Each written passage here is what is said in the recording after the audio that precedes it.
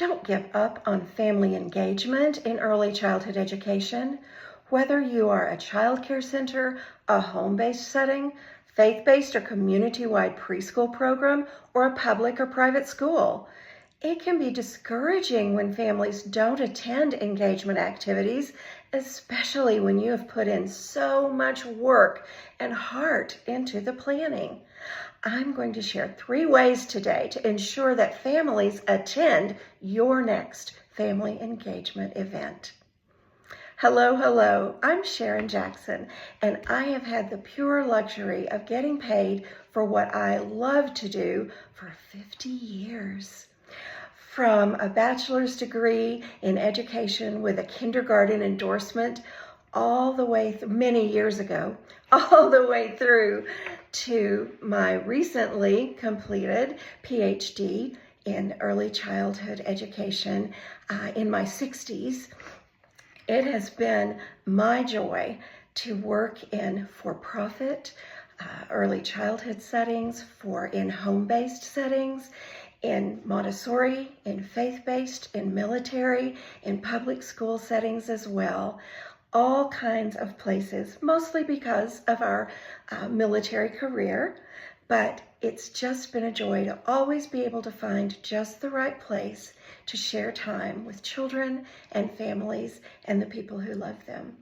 So I'm excited today to talk to you about Early Essentials, who provides community, connection, and cultivation for administrators and directors, all of those in management of early childhood settings. We also really want to be sure that we are working with the most high quality, important pieces of early childhood. That would be intentional teaching by cohesive teams, engaging environments, and partnerships with families. Those 3 things, along with the work that you do every day, will make quality services available for your children and families. And I want us to be able to work together on that. So let's dive in. I'm excited to share some ideas with you today about family engagement in early childhood education. So no matter what kind of services you offer, let's talk about it. I have 3 points for you today to make it easier and more possible for families to attend those events that you schedule and work so hard on. You schedule them, you plan them, you implement those plans, and if you don't have participation, it can be really tough. So let's think of 3 things that we can do about that. The first one is to be aware of time and other challenges that can face families. We see families at the most difficult times of day. We see them in the morning when they're in a rush to get children into a center, to get off to work. They may have had some challenges at home before they got to us, but we see families at that hard time in the morning, and then we see them again in the evening when they're tired from working all day, when they may have had challenges at work, when they may know 3 other places they need to be before they can get home and put on those slippers and sweats and relax a few minutes.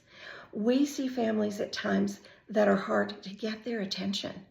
So one of the first things we want to do is recognize that and understand that not only is it work, other things in their lives, other children that they're dealing with, other activities and events that are going on, we know that all of those things can take our parents' attention away from something that we may be telling them, from a sign that might be on the door. So one of the first things we can do is to be sure that we let them know in as many ways as possible.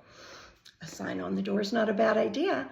Also, things like newsletter reminders, emails, if that's how your program communicates with families.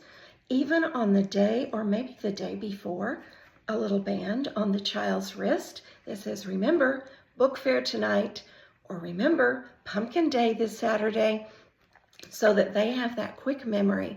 Send home something that they can put on the refrigerator. Send them a text message. all different kinds of ways, because we know that everybody takes in information in different ways, and it may be retained in different ways as well. So for our first tip today, we're talking about recognizing how hard it is for families to focus in and to know what we're talking about sometimes when they're in a hurry or things have been hard. For our second idea today, I would like to talk about alternative events, things that we could do that might allow some flexibility for planning, that might be some different ways rather than trying to get the whole group together at one time. Perhaps we do things that are based on a family's timetable. For instance, sending home things that families have a week or a weekend to do with their child, whether it's a book and a book character backpack, whether it's a fun activity that has to do with the seasons or something else that's being talked about at school, whether it's simply a talk to your child tonight about when you were young and let us know how that went. Let us know something fun that you remember that your child might think is enjoyable as well. So whether that's bubbles or swinging in the backyard or afternoon walks after school, whatever it is, it's probably something that you truly enjoyed with your family. And so what we want to do is make that memory for those children as well. So think about ways that families can actually be engaged with one another, adult and child, as well as ways that they can be engaged in your program or in their classroom or just in a similar event that you might have, quickly and easily. It doesn't have to be an hour long. It could be that you have bubbles in a bucket by the door and everybody blows bubbles on their way out the door. So think about a way to bring those families together so that you're working together for the same things for their children, but you understand that their lives are important as well. Item number 3 is to be innovative for sure. Think about new things. See what other programs are doing. Watch Facebook or watch websites and see things that are successful for other programs. But in addition to that, listen to your families. Give them the opportunity to talk to you, to give you ideas, to say things that would be meaningful to them. You can do this with a Google survey, which is very easy and even aggregates the data for you. You can have a suggestion box outside where they drop in their tuition or where they sign in the morning. You might even have teachers ask parents, what would you rather do? Take a walk and look for acorns or decorate a pumpkin? What would you like to do?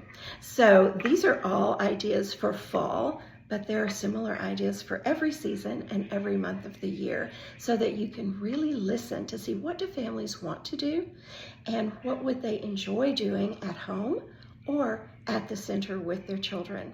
And of course, when you're doing those things, you're going to have everything that they need so that they don't have to be responsible for bringing anything on their own or remembering to send something on their own as well. So 3 things there. If you're looking for more ways to engage families in early childhood education, now you're aware of a few things, but please be sure to sign up for the Early Essentials newsletter at earlyessentials.org. Check on that, scroll down, and you'll find the way to receive the newsletter. And this month, we have 10 fun things to do with your families. So you'll enjoy those things as well as using them to turn them into things that are exactly what your program needs and what your families will enjoy. So see the link in the description or check at earlyessentials.org for more tips and tricks to use, ideas to engage families and to bring them into a strong partnership with your program. Thanks so much. I'll see you again soon.